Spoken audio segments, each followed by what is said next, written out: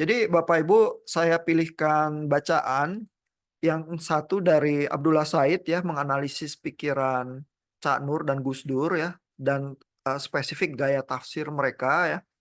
Terutama mungkin yang tafsirnya itu spesifik karena bergurunya di University of Chicago ya, dari Fazlur Rahman itu Cak Nur ya. Jadi Nurcholis Majid itu waktu menafsir itu seperti teolog yang lebih sistematis ya, lebih lebih modernis karena memakai ilmu tafsir yang akademis ya, belajarnya di universitas yang sangat tinggi kualitasnya di Amerika ya.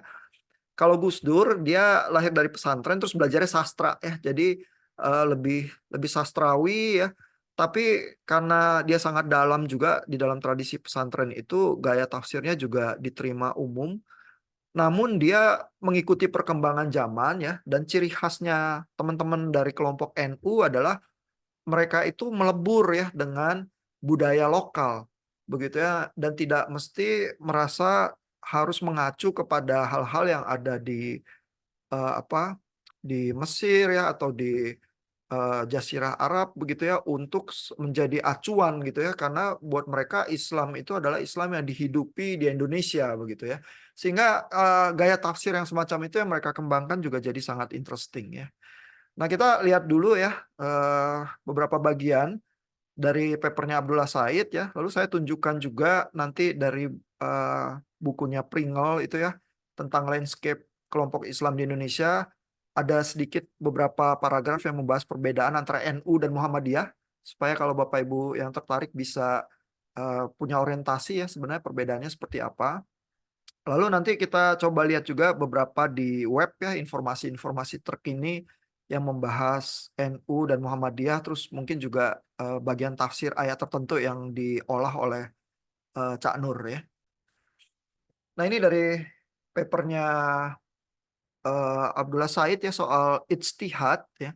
Jadi persoalannya adalah banyak pihak yang merasa hukum Islam itu ya, atau fikih istilahnya ya, tata cara hidup di dalam eh, apa iman penghayatan Islam itu sudah fix gitu.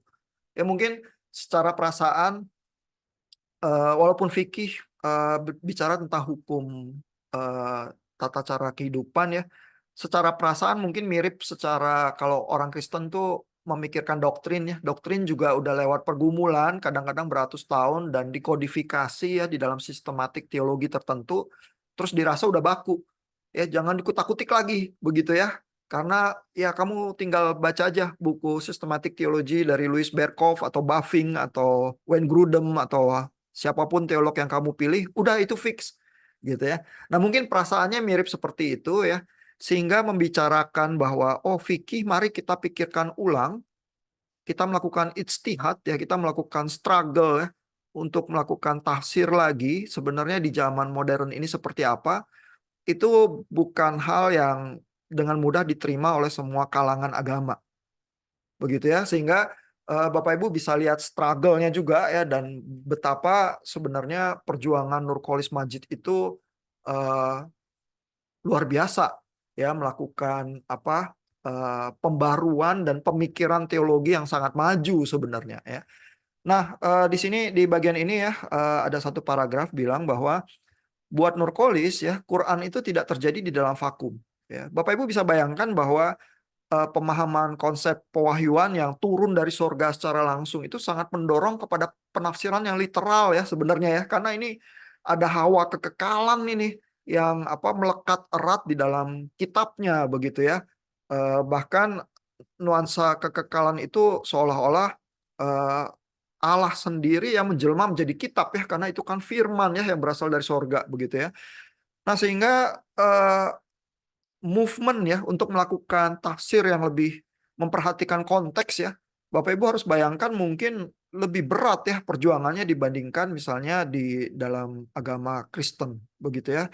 Dan itu yang diusulkan oleh Nurcholis Majid ya, sehingga eh, Cak Nur itu mengklaim Quran tuh nggak terjadi dalam vakum ya, melainkan muncul dalam konteks tertentu ya diwahyukannya, sehingga konteks itu memberikan pemaknaan yang lebih luas ya, daripada cuman sekedar persoalan bahasa ya. Bapak Ibu ingat soal bahasa sangat penting ya, sehingga buat masyarakat Islam eh, Quran yang asli itu yang berbahasa Arab begitu ya. Tapi Nurholis Majid membuka pintu yang lebih luas ya, bukan permasalahan linguistik saja ya, tetapi ada konteks budaya, konteks politik, konteks ekonomi, konteks hukum, moral, sosial dan sebagainya ya, yang kita pakai juga untuk pembacaan dan tafsir Quran gitu ya. Nah, sebenarnya di dalam pembacaan Quran yang tradisional ya, kalau belajar di pesantren dan sebagainya sudah biasa ada eh, pendampingan dengan asbab al-nuzul ya. Itu istilah tradisionalnya adalah eh, sebab turunnya ayat begitu ya. Misalnya kalau eh, ayat yang soal boleh menikah poligami beristri 4 itu mungkin asbab al-nuzulnya adalah ada perbantahan ya soal apakah boleh menikahi gadis yatim begitu ya. Nah, terus itulah jawabannya ya terhadap perbantahan atau pertanyaan itu begitu ya. Jadi biasanya ada kisah yang menceritakan situasi di mana ayat itu turun, lalu ayat itu berupa jawaban Tuhan ya, tercatat di Quran begitu ya. Nah, asbab al-nuzul itu menurut Cak Nur tuh mungkin terlalu sempit ya, karena cuman terkait linguistik dan kejadian yang tepat saat kenapa ayat itu turun begitu ya. Jadi itu pemahaman yang tradisional. Nah, tapi kebiasaan untuk menceritakan asbab al-nuzul ini menjadi satu batu pijakan yang baik ya, yang diambil oleh Cak Nur juga ya, untuk menyediakan kalau gitu kita lihat konteks yang lebih luas ya, dan konteks yang lebih luas itu mencakup sosial ekonomi dan background sejarah dari turunnya wahyu tersebut begitu ya. Nah, eh, jadi asbab al-nuzul itu tidak spesifik kejadian sebelum turunnya ayat ya, melainkan ada lingkungan budaya dan berbagai hal yang menentukan tafsir itu juga ya. Sehingga misalnya ya untuk persoalan ayat poligami ini ya, eh, Cak Nur itu memberikan gaya tafsirnya dia ya. Jadi dia bilang bahwa sebenarnya harus melihat konteks budaya dan masyarakat pada saat itu ya, bahwa Islam itu mengizinkan ada 4 istri ya. Sebenarnya itu adalah pembatasan ide-ide dasarnya ya. Karena pada zaman Muhammad ya, eh, angka jumlah istri itu boleh tak terbatas ya. Berapa aja terserah, poligami boleh ya, dan demi melindungi perempuan ya kan, daripada perempuan itu tidak punya istri, tidak punya ayah begitu ya. Ya apalagi kalau banyak perang, berarti mungkin banyak suami yang eh, meninggal ya di medan perang gitu ya. Ya jadi dibutuhkan justru poligami gitu ya, dan unlimited gitu ya. Nah, tapi justru di dalam situasi konteks sejarah yang semacam itu, ayat ini eh, mengusulkan ada pembatasan begitu ya. Kalau gitu perintah Tuhan itu satu, dua, tiga atau empat. Jangan seenaknya, tak terbatas. Begitu ya. Sehingga kalau prinsipnya itu yang diambil berdasarkan konteksnya ya, prinsipnya itu reduksi loh. Bukan pembiaran, bukan diberikan izin untuk poligami, tapi reduksi. Ya, dan kalau kita mau teruskan prinsip dasarnya itu ya, prinsip reduksi itu, maka ujungnya adalah 1 istri. Ya, jadi Cak Nur itu argue bahwa yang bagus itu monogami sebenarnya gitu ya. Tapi caranya dia melakukan argumen itu adalah dengan cara tafsir metode yang kontekstual gitu ya. Nah, apakah ya, pertanyaannya yang cukup interesting ya adalah apakah gaya tafsir yang semacam ini sebenarnya bergema di masyarakat kita ya. Terus itu menjadi sesuatu yang berhasil ya diketengahkan Cak Nur ya, terus diterima oleh masyarakat Islam juga. Nah, itu mungkin kita bisa cek ya di web Quran ya, di ayat Anisa ayat 3 itu ya. Kalau kita cek tafsir Kemenak, mungkin kita akan menangkap ya paling tidak masyarakat Indonesia itu secara garis besar seperti apa pemahamannya ya. Dan ini Surah An-Nisa ayat 3 ini ya. Jadi bisa dibilang ya tafsir Cak Nur itu cukup berhasil ya karena di sini ada apa? Ada kisah yang cukup panjang lebar ya. Misalnya tafsir Kemenak ini membandingkan antara apa? Poligami dan perbudakan ya. Jadi perbudakan itu kan di zaman modern tidak diterima lah ya. Baru-baru ini justru ada apa? Ada kasus heboh karena ada apa? Kelompok mahasiswa yang dipekerjakan di Jerman itu varian job ya, terus dianggap sebagai apa, praktek perdagangan orang begitu ya, karena dijadikan kuli gitu ya, padahal dibilangnya magang dan sebagainya gitu ya. Itu padahal varian job sih di Jerman biasa ya sebenarnya. Itu apa, eh, praktek untuk menambah uang saku lah sembari liburan terus kerja di pabrik. Itu mahasiswa biasanya memang melakukan. Masalahnya adalah begitu kasus itu apa proyek itu ditawarkan sebagai pengganti magang, mungkin orang-orang tuh punya bayangan yang agak berbeda ya, apalagi terkait dengan apa program kampus merdeka dan lain sebagainya dan mungkin ada kampus-kampus yang menjanjikan hal-hal tertentu. Jadi hal itu jadi complicated ya. Nah, tapi basically di zaman modern perbudakan dan perdagangan orang dianggap ilegal, kriminal, melanggar hukum gitu ya, sehingga tidak diterima. Tapi di zaman kuno perbudakan itu semacam mekanisme yang ada di masyarakat, terus tidak bisa dibayangkan bahwa tidak ada kelas masyarakat yang tidak melakukan perbudakan gitu ya. Sehingga sebenarnya apa paragraf yang semacam ini ya membandingkan dengan perbudakan bahwa di masa lalu ada ya dan di masa lalu mungkin apa tidak bisa diberantas begitu saja ya, mirip dengan poligami itu ya, bahwa ya di dalam zaman yang masyarakat pramodern itu jadi semacam mekanisme ya perlindungan, tapi ya tidak bisa ditiadakan begitu saja ya, sehingga ayat An-Nisa ayat 3 itu adalah pembatasan begitu ya, yang makin lama progresif makin jadi lebih baik begitu ya. Ini perbandingannya dengan perbudakan ini ya. Lalu ada paragraf kecil di sini yang menegaskan bahwa memang benar rumah tangga yang baik dan harmonis dapat diwujudkan oleh pernikahan monogami.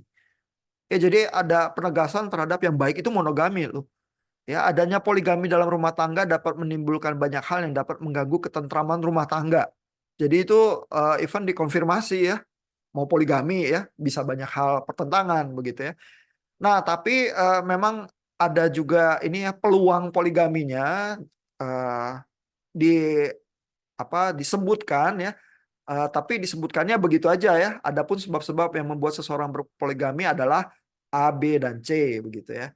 Nah, tapi bahwa nuansa sebaiknya yang lebih ideal itu monogami tampaknya muncul ya di dalam tafsir Kemenak ini juga. Ya, jadi mungkin bisa dibilang bahwa usaha Cak Nur itu ya menghadirkan ijtihad itu cukup diterima ya di dalam masyarakat Indonesia, bahwa walaupun poligami itu eh, masih ada peluangnya ya, dan secara hukum juga masih dimungkinkan ya di dalam hukum pernikahan di Indonesia untuk yang beragama Islam ya. Namun secara ideal tampaknya visi monogami itu yang diajukan oleh Cak Nur di dalam tafsir ayatnya itu diterima juga menjadi visi ideal pernikahan di masyarakat Islam modern di Indonesia. Ya, paling tidak cerminan dari tafsir Kemenak itu seperti itu ya.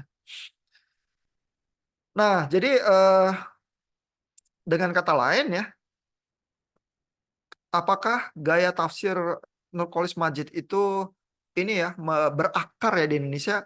Saya rasa eh, bisa dibilang iya ya, terutama untuk kalangan yang lebih belajar ya, lebih akademis, lebih apa mempraktekkan tafsir ya, biasanya scholars begitu ya. Kalau orang awam kan memang sulit ya melakukan tafsir kitab suci ya.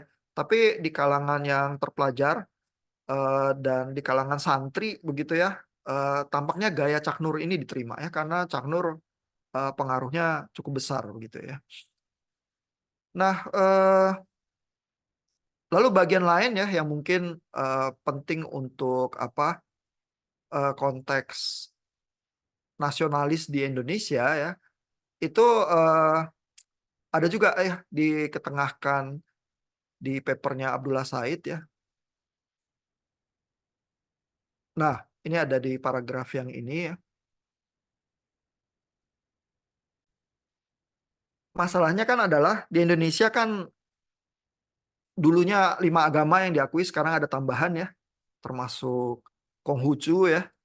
Eh, Masalahnya adalah agama yang berkitab ya, yang secara tradisional Islam diakui sebagai satu garis dari agama Abraham ya, itu adalah Yudaisme, eh, kekristenan dan Islam, kan begitu ya. Nah, masalahnya kan di Indonesia ada lebih banyak lagi agama yang diakui ya, misalnya Buddha sama Hindu seperti apa gitu ya, apakah mereka tidak mendapatkan tempat ya. Nah, itu bagaimana Nurkolis Majid itu menavigasi ya persoalan itu ya, bahwa nasionalisme kita itu membutuhkan ruangan yang lebih besar ya daripada sekedar secara tradisional ruangan yang disediakan untuk agama-agama Abraham gitu ya.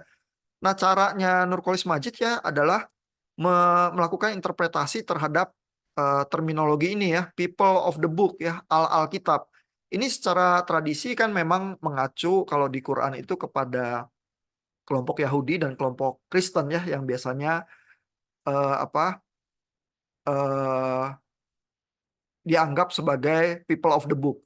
Nah, Cak Nur itu memproblematisasi ya, merasa bahwa tradisi yang bilang bahwa people of the book itu cuma mencakup Yahudi, Kristen dan Islam itu terlalu terbatas. Begitu ya, sehingga caranya dia melakukan reinterpretasi ya adalah mengambil ya bagian dari sejarah, konteks sejarah Islam ya, di mana ada ini Abi Talib ya, yang apa di dalam zaman Khalifah keempat begitu ya, mempunyai pandangan bahwa Zoroastrisme itu bisa ya dianggap sebagai people of the book.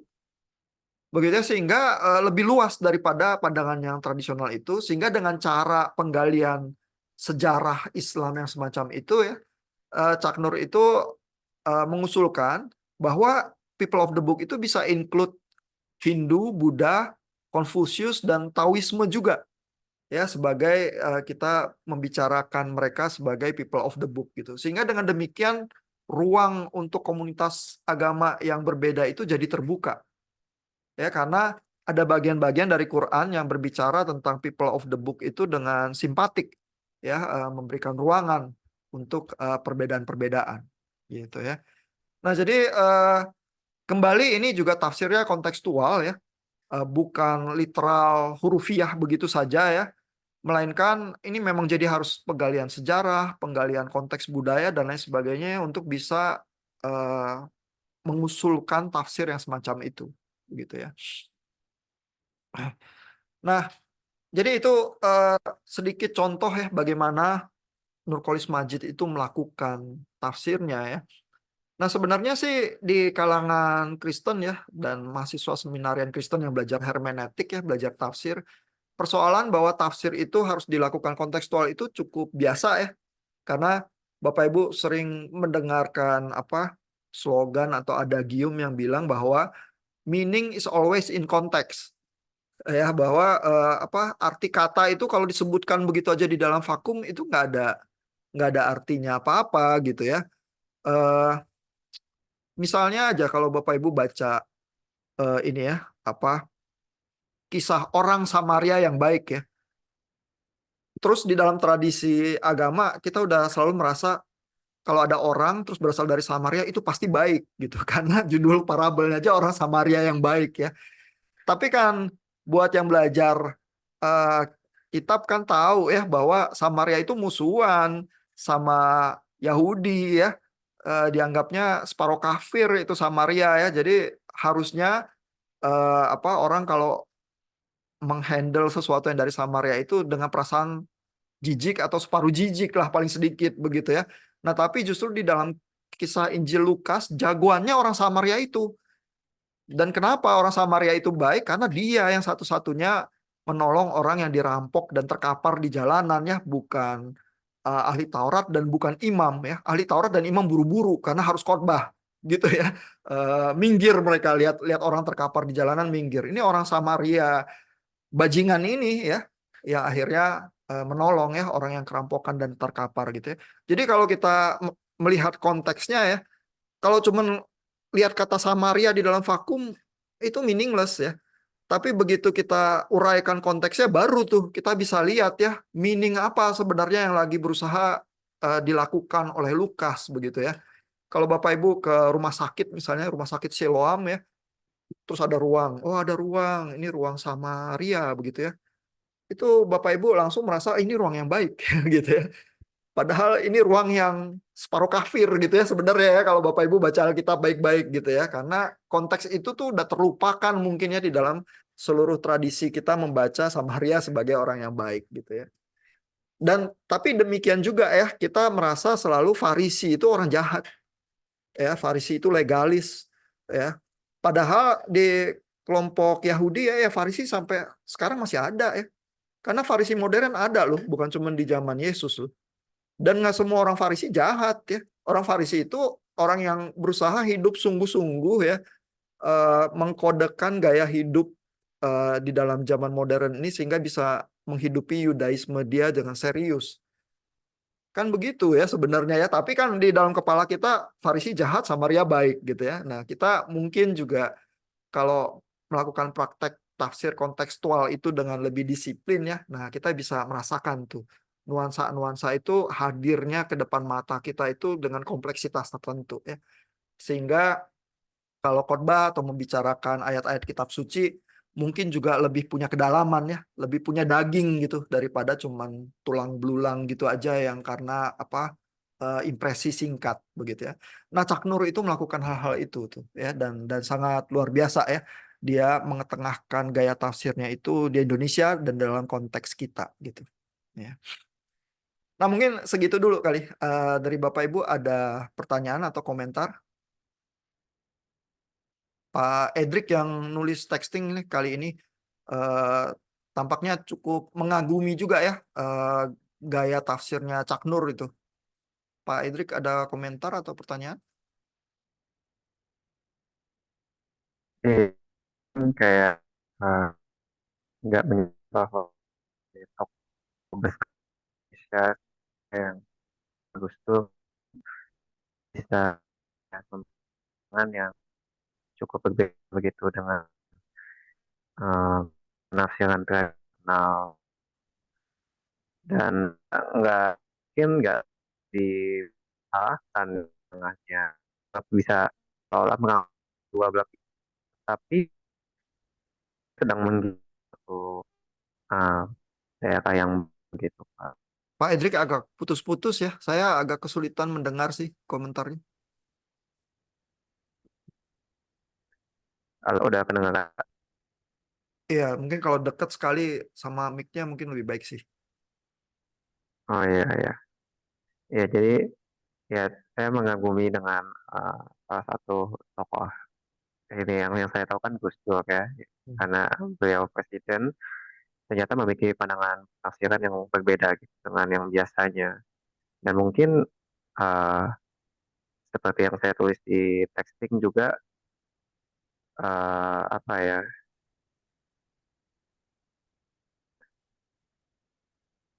soal ya mungkin apa ya, penafsiran-penafsiran ini justru yang mungkin bisa merangkul pluralitas agama di Indonesia begitu Pak kalau menurut saya. Oke, iya iya. Nah, jadi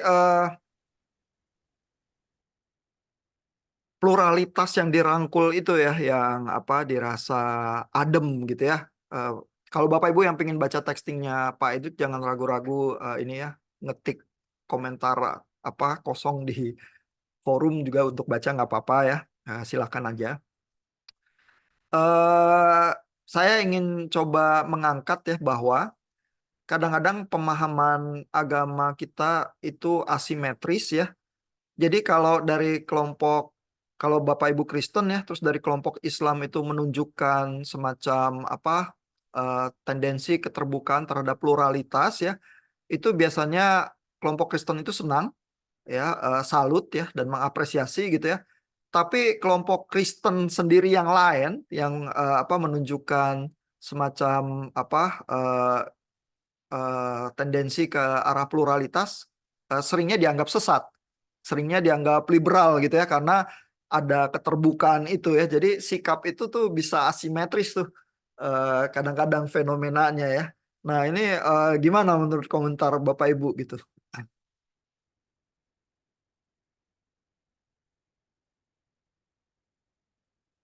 Terus yang disukai di kelompok adalah yang mencela agama lain biasanya ya. Makanya kadang-kadang terjadi praktek-praktek itu yang sekarang juga jadi viral terus jadi kasus ya. Eh, karena kayak menerima sorakan gitu ya kalau mencela agama orang lain kan gitu ya. Tapi kalau kita ngomong yang baik terhadap agama orang lain, kadang-kadang wah ini liberal ini nih gitu ya. Jadi Bapak Ibu ya paling tidak bisa membayangkan ya orang-orang kayak Nurkolis Majid dan Gus Dur ya, kadang-kadang mungkin dicap terlalu liberal loh di kalangan agama Islam sendiri. Ya. Eh, tapi karena Cak Nur dan Gus Dur itu lahirnya dari pesantren ya, jadi mereka sih sebenarnya masih cukup diterima ya. Misalnya ada tokoh yang lain lah yang memang dicap semata-mata liberal ya, dia lebih liberal dari Cak Nur dan Gus Dur juga ada ya. Tapi tafsirnya sangat progresif ya, juga sangat pluralis sih. Ya, dan isu kata progresif itu sendiri sekarang kan juga lagi viral ya.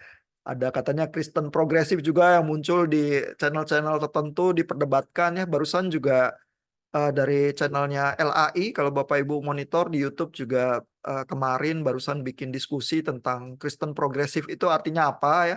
Sebenarnya istilah progresif udah lama ya, bahwa tafsir itu bisa ada pergerakan begitu ya kan. Progres itu kan sebenarnya pergerakan ya. Artinya nggak mesti buruk ya, tapi tampaknya yang terjadi di channel-channel YouTube diskusinya progresif itu jadi muncul katanya peoratif ya, mengandung konotasi negatif karena dianggap terlalu terbuka, terlalu berani, membuang Alkitab dan sebagainya gitu ya. Sehingga muncul diskusi dan perdebatan itu makanya jadi rada viral ya. Kalau yang nyerempet-nyerempet yang sesat dianggapnya jadi lebih cepat viral ya daripada ngomong yang lurus-lurus akademis bahas paper gitu ya nggak ada yang lihat gitu. Bahas ayat Quran walaupun udah berdebat sekuat tenaga gitu ya, oh ini lurus gitu nggak ada apa-apanya gitu misalnya. Nah, gimana menurut pendapat Bapak Ibu sikap asimetris semacam itu? Apakah itu oke atau sebenarnya ada sikap yang lain yang lebih baik? Apakah keterbukaan terhadap situasi pluralitas di Indonesia itu semacam mengkompromikan iman? Gimana menurut Bapak Ibu?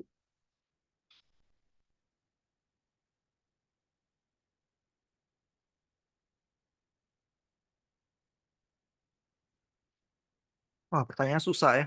Baru mulai udah susah. Oh, Pak Idrik mau jawab. Silakan, Pak. Ya mungkin iseng-iseng aja ya, karena Hmm. ibaratnya kalau saya ilustrasikan seperti di bab pertama kan Bambang, atau awal-awal ya, Bambang Guseno sempat tulis bahwa Muslim itu melakukan kehendak Tuhan, dan intinya dibanding melakukan hal-hal lain ada suatu greater good yang memuaskan lebih besar gitu, yaitu melakukan kehendak Tuhan. Saya rasa juga sama sih dalam debat-debat yang sekedar menghasut emosi ya, kan kadang perkataan yang beremosi itu lebih menggairahkan ya, dan lebih cepat ya untuk kita terpicu emosi, karena itu kan suatu hal yang otomatis dalam diri kita ada gitu ya, secara apa biologis gitu ya.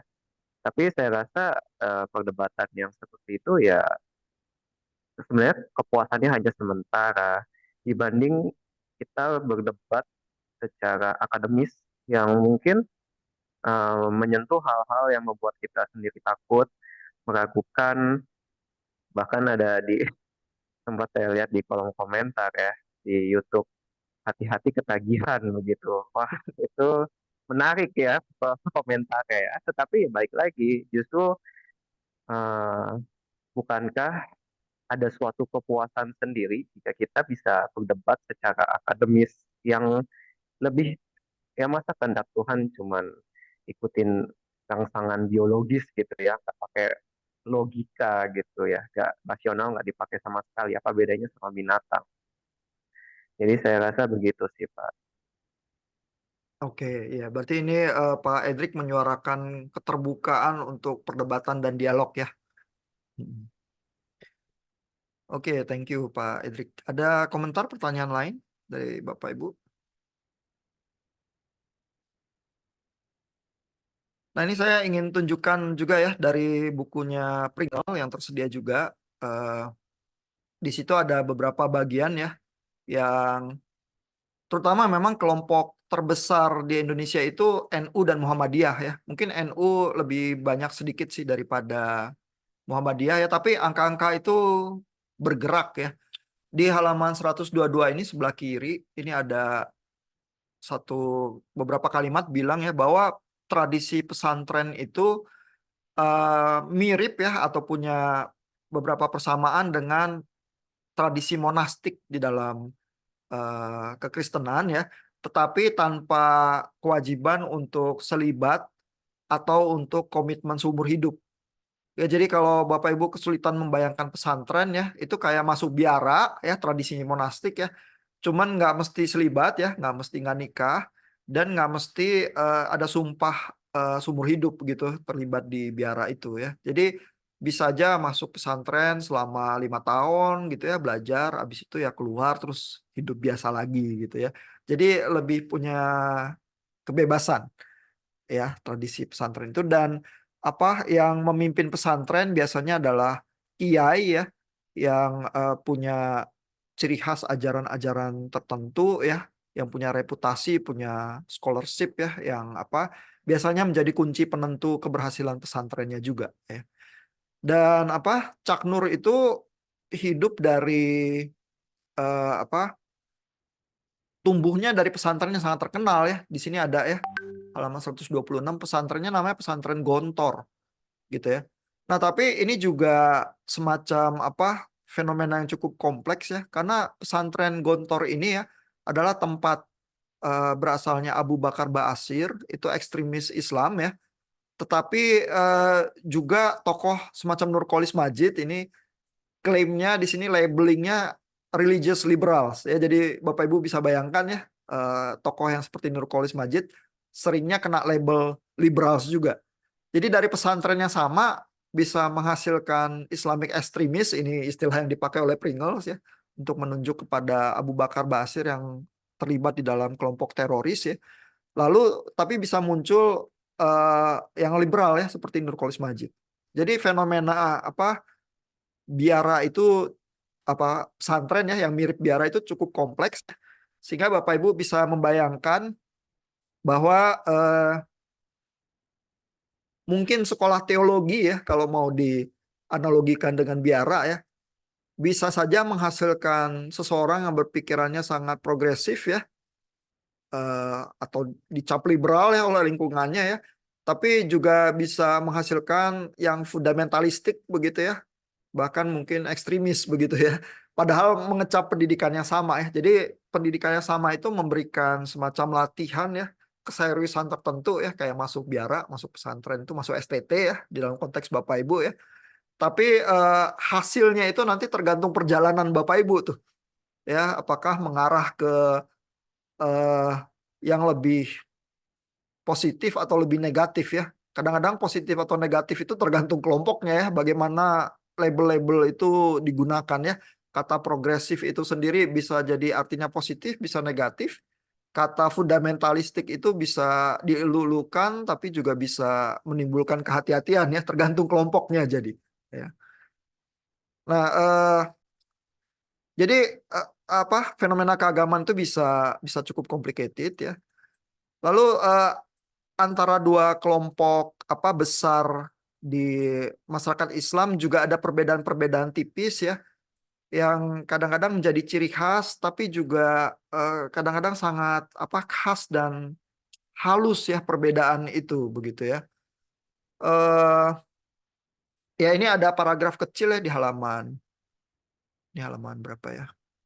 Halaman 134 ya. Di sini ditulis soal persoalan ijtihad itu ya, bahwa apa ijtihad itu sendiri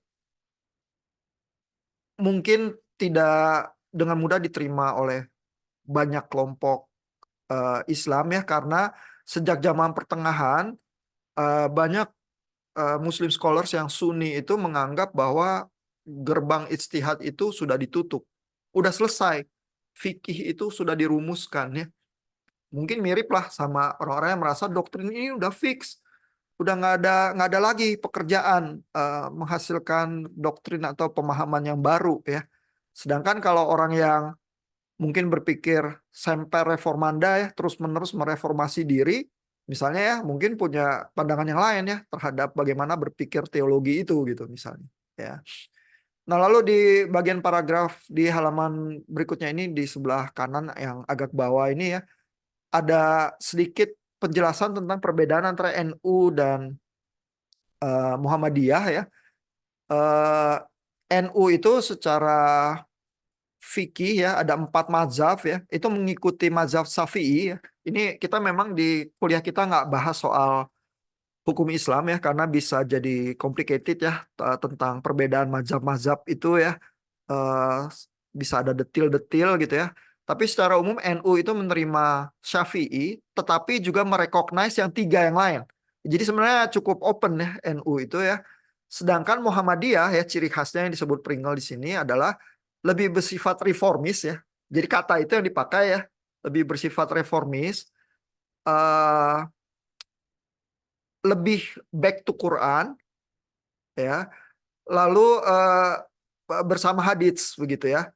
Lebih mungkin lebih puritan ya, lebih semangatnya itu memurnikan. Kalau NU itu lebih berusaha integrasi dengan budaya lokal gitu ya. Kalau mau lihat apa deskripsinya scholar semacam Pringle ini terhadap NU dan Muhammadiyah itu seperti itu ya. Di halaman lain mungkin ada lagi ya, ini di halaman 139 ya, di bagian bawah kanan ini ya. Muhammadiyah itu lebih terorganisir ya, lebih lebih tight ya, lebih ketat, lebih rapi ya. Eh, Lebih banyak terpengaruh oleh apa gerakan-gerakan Puritan di Islam ya. Puritan itu maksudnya memurnikan diri ya, yang dari Middle East, dari Timur Tengah ya. Sedangkan kalau NU ya, kelompoknya NU itu lebih homegrown ya, lebih berasal dari Nusantara, lebih lokal begitu ya. Dan terkondisi dengan kehidupan pesantren ya, dan lebih terbuka ya, lebih more willing ya untuk mengakomodasi budaya lokal ya di dalam diintegrasikan dengan pemahaman-pemahaman Islam gitu ya. Nah, apa deskripsi yang semacam ini tampaknya kalau Bapak Ibu cari di Google atau apa ya juga cukup apa cukup mirip ya. Ini ya kalau kita cari di Google gitu aja ya, perbedaan NU dan Muhammadiyah gitu misalnya ya. Ini dari media Indonesia ya. Perbedaan NU dan Muhammadiyah, dua ormas besar Islam di Indonesia. NU dengan kebijakan toleransinya terhadap tradisi lokal itu tadi ya, lebih lebih terbuka mengadopsi budaya-budaya lokal ya. Makanya mungkin budaya di Jawa ada kejawen atau apa ya, itu apa bercampur ya, terintegrasi dengan pemahaman Islam dan lain sebagainya, itu biasa ya buat teman-teman dari NU ya. Sedangkan Muhammadiyah dikenal dengan semangat pemurnian Islam ya, itu tadi ya, lebih puritan itu kata Pringle ya. Dan ada inovasi di bidang pendidikan ya, universitas-universitas yang maju itu Universitas Muhammadiyah. Ya, jadi lebih elit, lebih terdidik ya, lebih puritan itu Muhammadiyah ya. Eh, dan dua-duanya ini kelompok mungkin kalau bersama itu 70%-an lah, 60-70% umat Islam di Indonesia mengafiliasi diri terhadap NU dan Muhammadiyah kalau dijumlahkan. Itu jadi sebagian besar Indonesia ini dua kelompok agama yang besar ya, dari kelompok Islam itu NU dan Muhammadiyah. Ini kalau menurut bentar ya, ada lagi ya mirip-mirip sih dari sumber-sumber lain juga ya. Sebentar saya coba lihat lagi.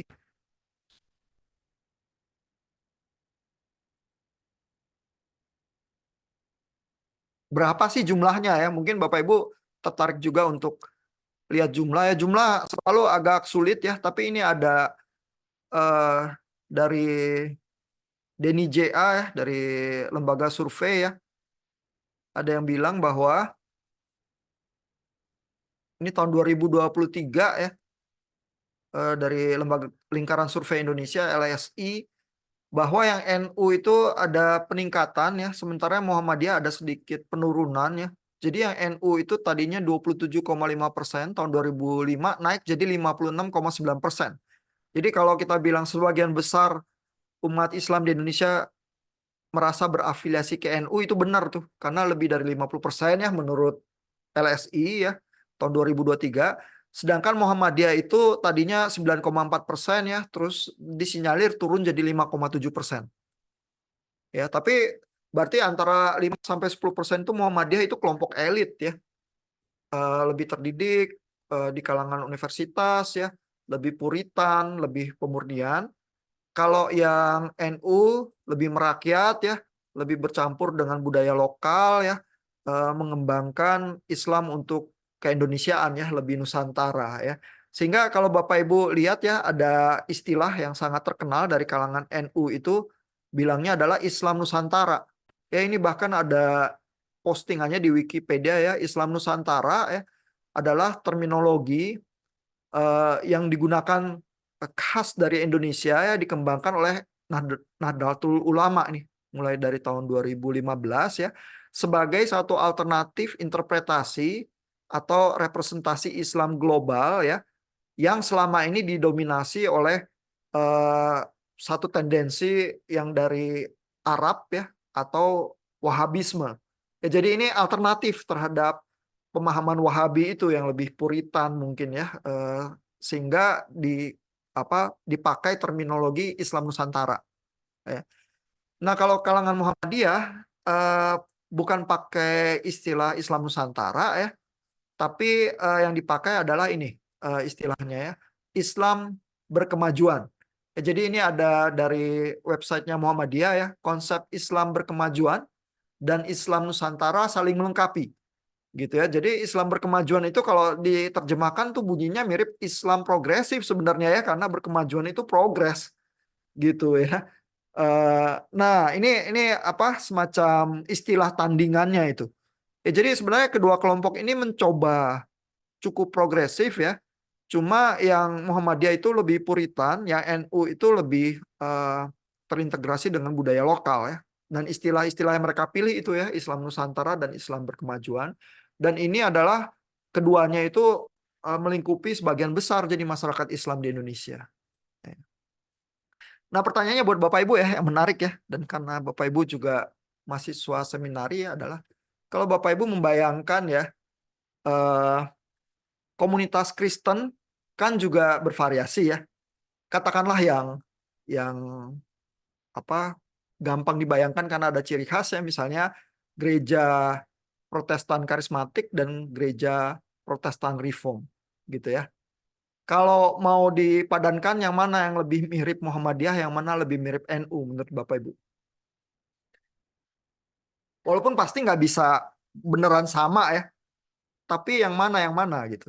Paling tidak tadi Pringle itu pakai kata bahwa Muhammadiyah itu menganut filsafat reformis, ya reform filosofi gitu ya.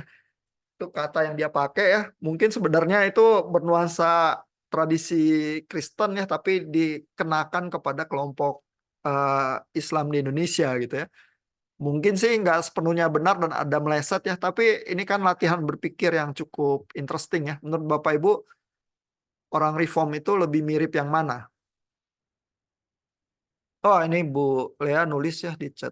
Karismatik NU Reform Muhammadiyah. Nah, Bapak Ibu yang lain setuju nggak?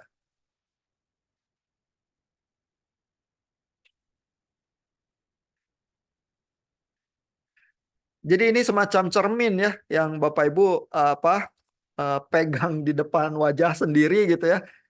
Kalau orang lain itu melihat kelompok kita, katakanlah begitu ya, itu akan muncul padanan-padanan semacam itu ya. Jadi, oh, Anda dari gereja Reform ya. Itu kayak apa sih gereja Reform? Mungkin kalau Bulia akan menjawab ya, Reform itu kayak Muhammadiyah lah gitu ya. Kalau apa teman dialognya beragama Islam ya. Terus Pak Edric bilang reform yang mana dulu gitu ya. Itu maksudnya gimana Pak Edric? Apa ada perbedaan Pak? Reform yang sini dan reform yang situ Pak? Ya barangkali kan ada perbedaan Iya, seperti iya. yang sudah diketahui. Perbedaan-perbedaannya sudah diketahui ya. Tapi kalau kita berusaha artikulasikan ya Pak ya, terlepas dari kelompok-kelompok itu ya, di kekristenan sendiri misalnya kalau bilang reform atau kalau reform sama karismatik mungkin lebih jauh ya, terus ada tipikal area perdebatannya gitu ya. Tapi kalau reform yang mana dulu itu apakah bisa diartikulasikan Pak Idrik? Ya mungkin lebih lebih gampang untuk membedakan karismatik dan reform dibanding reform dan reform kali ya Pak. Oh, oke, oke. Iya, iya. Oke, oke. Mungkin lebih cocok untuk obrolan di meja makan ya daripada ini ya secara ketat akademis dibicarakan mungkin lebih sulit ya. Oh, ini yang posting texting udah ada tambahan juga nih dari Pak Makil ya.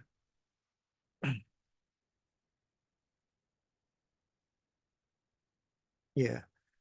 Ini kalau dari textingnya Pak Edrik sih ada pertanyaannya ya. Di tengah sudah banyak tercipta kultur pesantren di Indonesia, ada stereotip SARA dan sejarah penjajahan, bagaimana penafsiran konteks base ini diperkenalkan. Nah, sebenarnya sih Abdullah Said itu ya udah menjabarkan ya bahwa konteks base apa interpretation itu salah satu jagoannya adalah Nurcholish Madjid. Cara dia memperkenalkan begitu ya, menjawab pertanyaan-pertanyaan atau bagian-bagian ayat yang menjadi concern ya dan menurut dia butuh reinterpretasi di Indonesia untuk cocok dengan konteks Indonesia dan setia kepada konteksnya Quran gitu ya. Nah, jadi mungkin kalau kita mau tarik pelajarannya ya adalah seringkali ya orang orang Kristen sendiri ya kiblatnya itu adalah Barat ya sebagai semacam definisi dari kekristenan. Oh, bahkan orang Reform itu kekristenan itu Reform itu apa sih? Mungkin kiblatnya ke Amerika kali ya karena kelompok-kelompok Reform di Amerika itu ya yang tampaknya dominan begitu ya influence-nya gitu ya. Nah, jadi tendensi itu ada juga di masyarakat Islam ya. Mungkin mercusuarnya jadi dianggapnya Al-Azhar di Mesir atau di Arab dan sebagainya begitu ya. Nah, tapi NU ya dan scholars-scholars pemikirnya yang paling maju ya seperti Gus Dur atau Nurcholish Madjid ya merasa bahwa enggak loh, kita harus mengembangkan teologi yang untuk Indonesia, yang kontekstual gitu ya. Itu mungkin lebih kurang dijalankan oleh teolog Kristen loh ya. Ada sih, pasti ada ya. Tapi seberapa gitu? Mungkin kita tetap lebih merasa comfortable kiblatnya itu ke barat aja. Udah Amerika aja. Tinggal lihat aja kelompok reform di Amerika itu mencaci maki kelompok yang mana terus kita ikut aja gitu. Ya, nah, itu sebenarnya berarti kita melepaskan tugas teologi dan interpretasi kita sih. Ya, jadi kita apa melarikan diri dari ijtihad gitu ya. Sementara Cak Nur dan Gus Dur itu setia ya kepada panggilan mereka ya, terus berusaha ya peras otak ya melakukan ijtihad gitu untuk Indonesia gitu. Dan yang menikmati seluruh masyarakat ya, bukan cuma yang Islam ya, melainkan semua komponen masyarakat di Indonesia loh. Nah, jadi tantangannya sebenarnya ya kalau membaca kisah mereka ya adalah bagaimana teolog Kristen juga memberikan manfaat bukan cuma untuk umat Kristen di Indonesia, tentu saja juga untuk umat Kristen ya, tapi juga untuk semua masyarakat. Apakah bisa ya ada semacam kontribusi yang seperti itu? Nah, iya, mungkin materi kita sampai situ sih. Itu sih hal-hal yang ingin saya tunjukkan ya. Tapi Bapak Ibu boleh baca lebih lanjut ya dari bukunya Pringle itu ada kisah tentang Sufi ya. Kelompok Sufi itu selalu sedikit ya. eh, Sufi itu lebih apa tertarik juga dengan kesenian, puisi, tarian dan lain sebagainya ya. Jadi NU itu cenderung menerima juga kelompok Sufi ya karena memang apa tendensinya mengakomodasi budaya lokal itu cukup besar ya. Tapi Bapak Ibu juga bisa bayangkan ya bahwa kalau berusaha integrasi sama budaya seringkali dicap oleh yang tidak setuju dengan eh, gerakan itu adalah sinkretis jadinya. Oh dia sinkretis, dia mencampur adukan. Dia jadi nggak murni lagi, gitu ya. Kalau kalau tendensinya ingin memurnikan gitu ya, jadi bisa lebih nggak suka dengan yang integrasi. Ya makanya mungkin saya menduga komentarnya Pak Edric ya, reform yang mana dulu.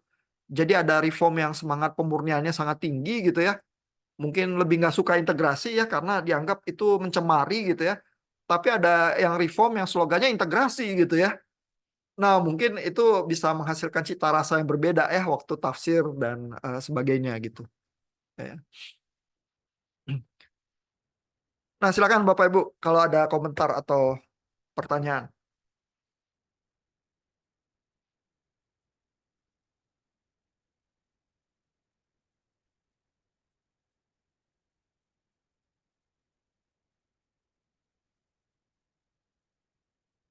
Seberapa kontekstual sih tafsir kita atau kita cenderung literal? Kalau Bapak Ibu belajar di STT itu, nyamannya tafsirnya jadi seperti apa?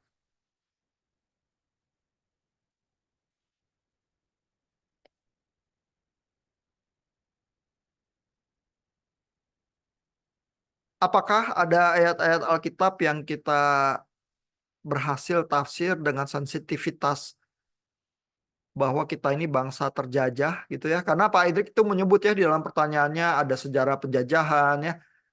Apakah tafsir postkolonial itu ya misalnya ya, bahwa kekristenan kita warisi dari penjajah ya misalnya, itu adalah sesuatu yang kita perlu sensitif ya terhadap dampak-dampaknya ya, dan apakah ada hal-hal yang perlu diredeem dan dipikirkan lebih lanjut, atau kita ya udah terima aja ya, penjajah kan memang tuan ya, dan mewarisi kebenaran dari sang tuan ya adalah hakiki buat sang bawahan, iya kan?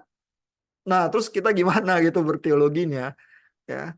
Jangan postkolonial lah, postkolonial kan sesat ya dan liberal kan gitu kan jadinya ya. Gimana menurut pendapat Bapak Ibu?